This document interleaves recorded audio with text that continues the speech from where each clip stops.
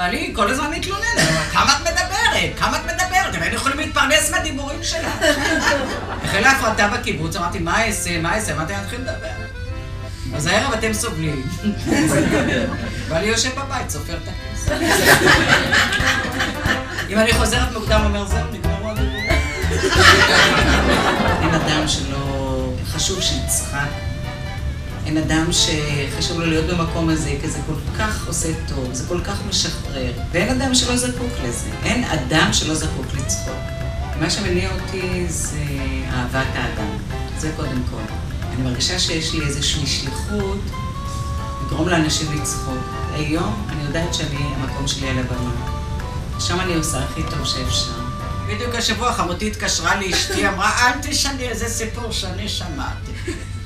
שאישה אוהבת רק 4 חיות בחיים. מין כאן הכתפיים, יגואר בחנייה, דוב במיטה, וחמור שמשלם. אני אומרת לה, אמא, גם אני שמעתי, אבל לא אומרים דוב, אומרים נמר. נו, מה זה משנה? העיקר שמחמם. כמו פולני, הבן החליט לעשות להפתעה, מביא 3 בנות.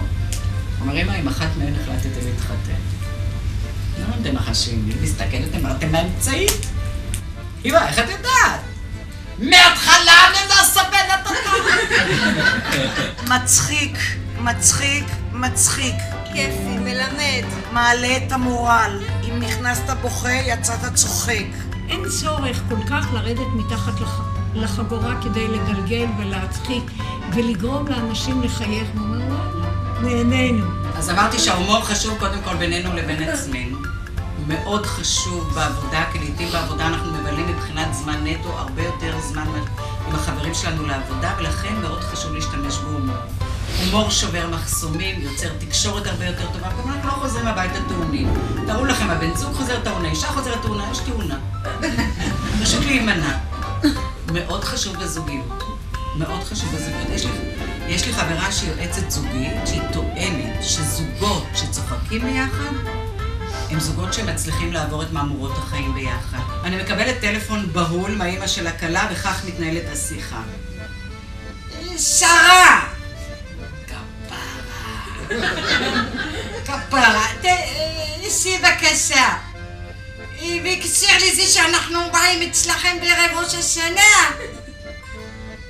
שלא תכני כלום. יום לפני החינה הבן בא אומר לי, אמא, את לא יודעת?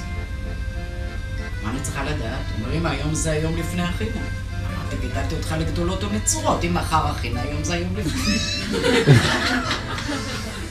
הוא אומר לי, לא, אמא, היום רוקדים עם העוגות. רוקדים עם מי? והזוג המלכותי יבוא בכרכרה. אמא שלי שרה, הם מביאים אותם במריצה. מביאים אותם במריצה. צריך לרוץ אחריהם. יאללה, לרוץ. תודה רבה. חוזרת הביתה אחרי הופעה, יש לי מין תחושה שהשארתי משהו שלי. חלק שלי נשאר שם. ואני כל כך מקווה גם שהם ייקחו את זה איתם. ואני עד למחרת הבוקר, אני צועדת בבוקר, החוויה של ההופעה עוד מלווה אותי.